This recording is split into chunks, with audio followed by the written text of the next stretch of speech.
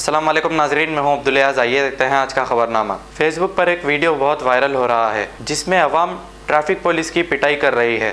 ये video Facebook पर बहुत वायरल हो रहा था तो हमने सोचा कि पुलिस वालों की जो खिदमत हो रही है हम आपको भी बताएं।